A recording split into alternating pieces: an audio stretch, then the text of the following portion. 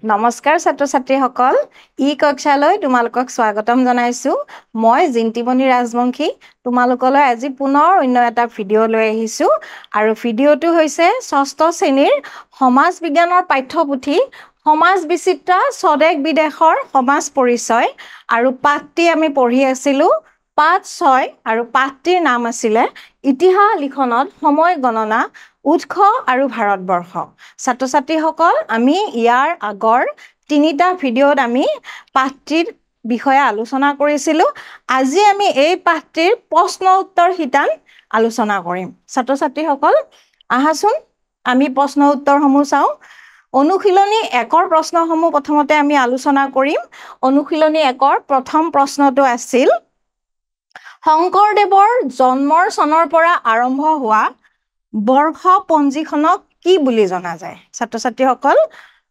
বৰ্ষপঞ্জীখনক কি বুলি জনা যায় উত্তৰ হ'ব শংকৰাব্দ শংকৰদেৱৰ জন্ম চনৰ পৰা আৰম্ভ হোৱা বৰ্ষপঞ্জীখনক শংকৰাব্দ বুলি কোৱা হয় ইয়াৰ পিছৰ প্ৰশ্নটো আছিল ভাস্কৰাব্দৰ আৰম্ভণি কোনজন ৰজাৰ ৰাজ অভিষেকৰ বছৰৰ পৰা হৈছে ভাস্কৰাব্দৰ আৰম্ভণি ছাত্ৰ-ছাত্ৰীসকল ইয়াৰ উত্তৰটো হ'ব ৰজা ভাস্কৰ বৰ্মনৰ ৰাজ অভিষেকৰ বছৰৰ পৰা আৰম্ভ হৈছে ভাস্কৰাব্দৰ আৰম্ভণি ৰজা ভাস্কৰ বৰ্মনৰ ৰাজ অভিষেকৰ সময়ৰে পৰা ভাস্কৰাব্দৰ সময় গণনা কৰা হৈছিল ইয়াৰ পিছৰ প্ৰশ্নটো আছে মুছলমানসকলৰ পৰম্পৰাগত বৰ্ষপঞ্জীখনৰ নাম কি মুছলমানসকলৰ পৰম্পৰাগত বৰ্ষপঞ্জীখনৰ নাম হৈছে ছাত্ৰ-ছাত্ৰীসকল হিজৰি ছাত্ৰ-ছাত্ৰীসকল মুছলমানসকলৰ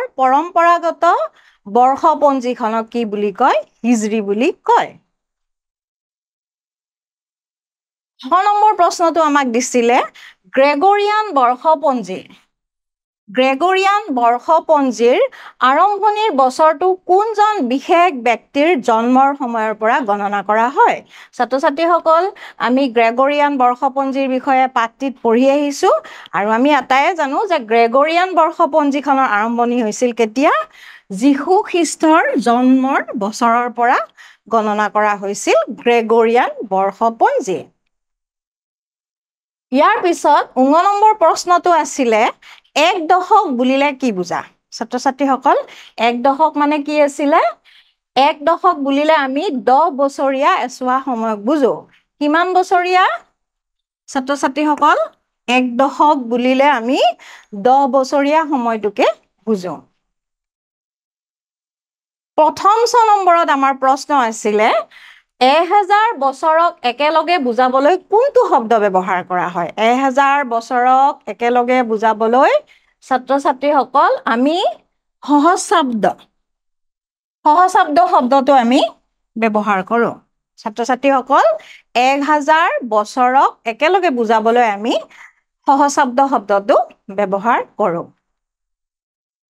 ইতিহাস আৰু কাহিনীৰ মাজত পাৰ্থক্য কি আমি ওপৰৰ কেইটা সমূহ প্ৰশ্ন উত্তৰ পঢ়িলো এতিয়া আমি 2 নম্বৰত অকমান দীঘলীয়া অলপ উত্তৰ পঢ়িম আমাৰ প্ৰশ্নটি আছিল ইতিহাস আৰু কাহিনীৰ মাজৰ পাৰ্থক্য কি ছাত্ৰ-ছাত্ৰীসকল আমি ইতিহাস আৰু কাহিনীৰ পাৰ্থক্যটো আমি জানি লওঁ আহাচোন কি আছে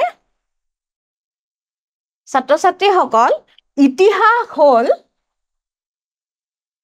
ইতিহাস হল অতীতত ঘটা কিছুমান সঁচা ঘটনাৰ ধাৰাবাহিক বিৱৰণী মানে যিবোৰ সঁচা ঘটনা ঘটিছিল সেইবোৰহে ইতিহাস কিন্তু কাহিনীবোৰ কি হয় ছাত্ৰ-ছাত্ৰীসকল কাহিনীবোৰ কিন্তু সঁচা ঘটনা নহয় কাহিনীবোৰ হয় কাল্পনিক আৰু সেইবোৰ সঁচা নহয় ইতিহাস আৰু কাহিনীৰ মাজত যদি আমাক পাৰ্থক্যৰ কথা সোধে আমি এই কথাখিনিকে ক'ব লাগিব যে ইতিহাসবোৰ কাল্পনিক নহয় আৰু সেইবোৰ অতীতত ঘটা সঁচা ঘটনাৰহে ধাৰাবাহিক বিৱৰণী কিন্তু কাহিনীবোৰ হৈছে কাল্পনিক আৰু সেইবোৰ কাহিনী কি হয় সঁচা নহয় আৰু এইটোৱে হৈছে ইতিহাস আৰু কাহিনীৰ মাজৰ পাৰ্থক্য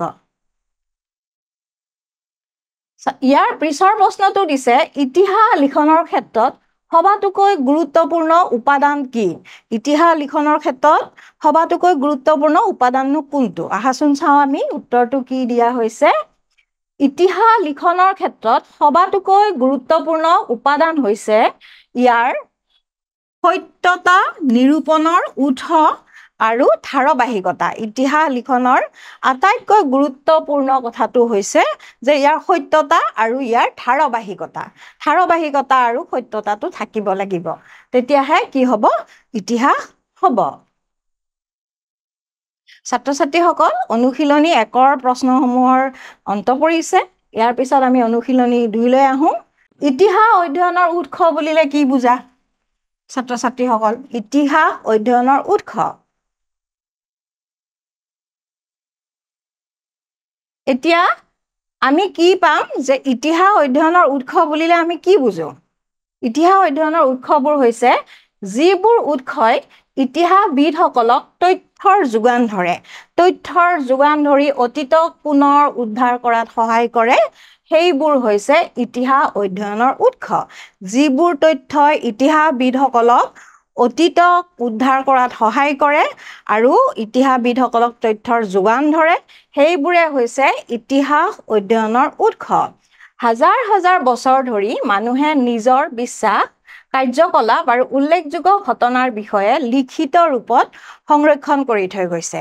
ছাত্ৰ ছাত্ৰীসকল, বহু হাজাৰ বছৰৰ আগৰ যিবোৰ কথা, সেইবোৰ তেওঁলোকে হয় নিশ্চয় কিবা প্ৰকাৰে সংৰক্ষণ কৰি গৈছে, লিখি গৈছে, শিলালিপিত লিখিছে বা বিভিন্ন ধৰণে তেওঁলোকে সংৰক্ষণ কৰি গৈছে। আৰু ইতিহাসবিদসকলে এই উৎসবোৰকে অৱলম্বন কৰি ইতিহাস ৰচনা কৰে আৰু সেইবোৰে হৈছে ইতিহাস অধ্যয়নৰ প্ৰধান উৎস। ইয়াৰ পিছত আমাক প্ৰশ্নটো সুধিছিলে যে ইতিহাস অধ্যয়নৰ দুবিধ উৎসৰ নাম লিখা। ছাত্ৰ ছাত্ৰীসকল, ইতিহাস অধ্যয়নৰ দুবিধ উৎস আমি কি পাওঁ চাওঁ আহাচোন। আমি বিভিন্ন উৎস পাম, কিন্তু আমাক যিহেতু ইয়াত দুবিধ উৎসৰ কথা সুধিছে, আমি এটা লিখিব পাৰোঁ প্ৰত্নতাত্ত্বিক অধ্যয়ন। প্ৰত্নতাত্ত্বিক অধ্যয়নৰ পৰা আমি কি কৰিব পাৰোঁ, ইতিহাস অধ্যয়নৰ উৎস আমি আহৰণ কৰিব পাৰোঁ। আৰু এটা দিছে জীৱাশ্ম অধ্যয়ন।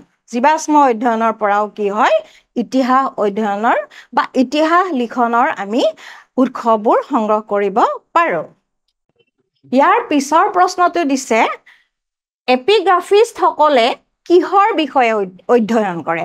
এপিগ্ৰাফিষ্ট শব্দটো মনত ৰাখিবা ছাত্ৰ ছাত্ৰীসকল। এপিগ্ৰাফিষ্টসকলে কি অধ্যয়ন কৰে? এপিগ্ৰাফিষ্টসকলে প্ৰাচীন শিলালিপিসমূহ অধ্যয়ন কৰে। প্ৰাচীন যিবোৰ শিলালিপি, সেইবোৰ কোনে অধ্যয়ন কৰে? এপিগ্ৰাফিষ্টসকলে। আৰু তাৰ পৰা তেওঁলোকে কি কৰে? অধ্যয়ন কৰি তেওঁলোকে বিভিন্ন তথ্য সংগ্ৰহ কৰে। প্ৰাচীন শিলালিপিসমূহ অধ্যয়ন কৰি তাৰ পৰা তেওঁলোকে বিভিন্ন তথ্য অধ্যয়ন কৰে বা আহৰণ কৰে। আৰু এই কামটো কোনে কৰে? এপিগ্ৰাফিষ্টসকলে। ইয়াৰ পিছত দিছে জীৱাশ্মৰ বিষয়ে অধ্যয়ন কৰা লোকসকলক কি বুলি জনা যায়? যিসকল লোকে জীৱাশ্মৰ অধ্যয়ন কৰে তেওঁলোকক কি বুলি জনা যায়? আহাচোন চাওঁ। জীৱাশ্মৰ বিষয়ে অধ্যয়ন কৰা লোকসকলক পুৰা জীৱ বিজ্ঞানী বুলি কোৱা হয়। কি বুলি কোৱা হয়? পুৰা জীৱ বিজ্ঞানী। ছাত্ৰ ছাত্ৰীসকল, জীৱাশ্মৰ অধ্যয়ন কৰা লোকসকলক কি বুলি কোৱা হয়? পুৰা জীৱ বিজ্ঞানী। মনত ৰাখিবা তোমালোকে, জীৱাশ্মৰ বিষয়ে যিসকলে অধ্যয়ন কৰে তেখেতসকলক পুৰা জীৱ বিজ্ঞানী বুলি কোৱা হয়।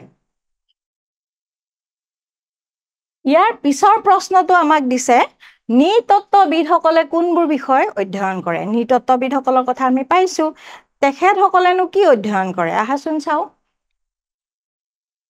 নৃতত্ত্ববিদসকলে প্ৰত্নতাত্ত্বিক স্থানত থকা শিল্পকৰ্মসমূহ পৰীক্ষা কৰে আৰু অতীতৰ মানুহৰ সংস্কৃতিৰ বিষয়ে, সাংস্কৃতিক আচৰণৰ বিষয়ে কি কৰে? অধ্যয়ন কৰে।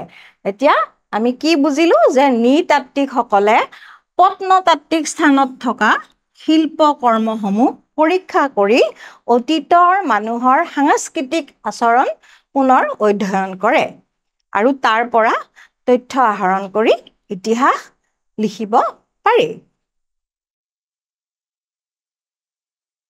ছাত্ৰ ছাত্ৰীসকল, ইয়াৰ পিছৰ প্ৰশ্নটো দিছে ইতিহাসবিদসকলে উৎসসমূহৰ সত্যতা কিদৰে নিৰূপণ কৰে ইতিহাসবিদসকলে বিভিন্ন উৎসৰ পৰা তথ্য সংগ্ৰহ কৰে এতিয়া এই যে উৎসসমূহৰ পৰা যে তেওঁলোকে তথ্যবোৰ সংগ্ৰহ কৰে সেইবোৰ সঁচা নে মিছা তেওঁলোকে কেনেকৈ নিৰূপণ কৰে আহাচোন চাও কি দিছে উত্তৰটো ইতিহাসবিদসকলে উৎসসমূহৰ সত্যতা নিৰূপণ কৰিবলৈ বিভিন্ন উৎসৰ পৰা সংগ্ৰহ কৰা তথ্যসমূহ প্ৰথমতে তুলনা কৰে তেওঁলোকে বিভিন্ন উৎসৰ পৰা তথ্য সংগ্ৰহ কৰে আৰু সেইবোৰ তুলনা কৰি চায় তেওঁলোকে এইটোৰ লগত আনটোৰ তুলনা কৰি চায় কেতিয়াবা এটা উৎসই আনটোৰ তথ্যক সমৰ্থন কৰে কেতিয়াবা এটাৰ পৰা সংগ্ৰহ কৰা তথ্যই আনটোৰ তথ্যকো সমৰ্থন কৰে বা দুইটা তথ্য একে হয় আৰু কেতিয়াবা কি হয় তথ্যবোৰ সম্পূৰ্ণ কি হয় বিপৰীত হয় তুলনা কৰি চাওঁতে তেখেতসকলে দেখে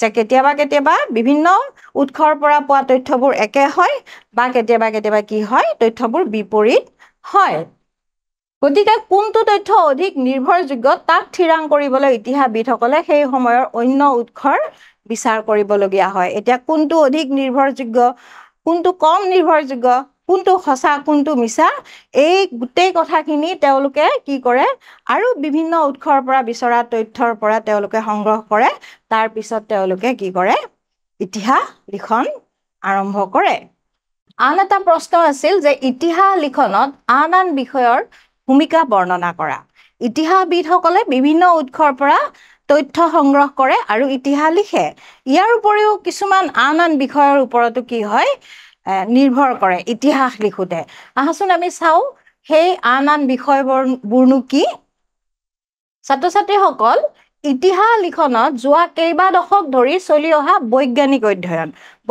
অধ্যয়নেও কি কৰে অৰিহণা যোগাইছে যোৱা কেইবা দশক মানে ছাত্ৰ-ছাত্ৰীসকল 10 বছৰ বিভিন্ন সময়ত প্ৰকাশ পোৱা বৈজ্ঞানিক অধ্যয়ন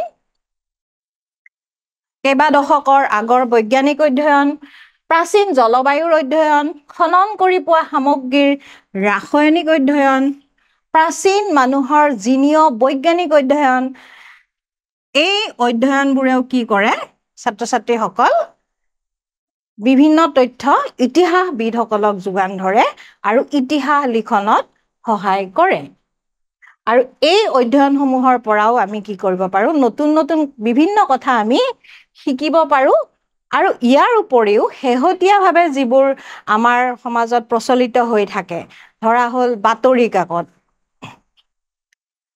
ফটো ভিডিঅ ডায়েৰী চৰকাৰী নথিপত্ৰ এইবোৰেও কিন্তু কি কৰে ইতিহাস অধ্যয়নৰ বা ইতিহাস লিখনৰ উৎস হিচাপে ভূমিকা পালন কৰে ছাত্ৰ-ছাত্ৰীসকল কিয়নো আজিৰ এখন বাতৰি কাকত বা আজিৰ এখন ফটো কাইলৈ হয়তো কি হ'ব ইতিহাস হ'ব আৰু সেই বুৰৰ পৰা কি কৰে ইতিহাসবিদসকলে উৎস হিচাপে তেওঁলোকে গণ্য কৰে আৰু তাৰ পৰা তথ্য সংগ্ৰহ কৰি ইতিহাস লিখে ছাত্ৰ-ছাত্ৰীসকল আমাৰ আজিৰ ভিডিঅ'টিত এইখিনিলৈ আমি অনুশীলনীৰ প্ৰশ্ন উত্তৰসমূহ আলোচনা কৰিলোঁ ইয়াৰ পিছত আৰু এটি ভিডিঅ'লৈ মই তোমালোকক প্ৰশ্ন উত্তৰ লৈ আহিম আজিলৈ এৰিছোঁ পুনৰ লগ পাম ধন্যবাদ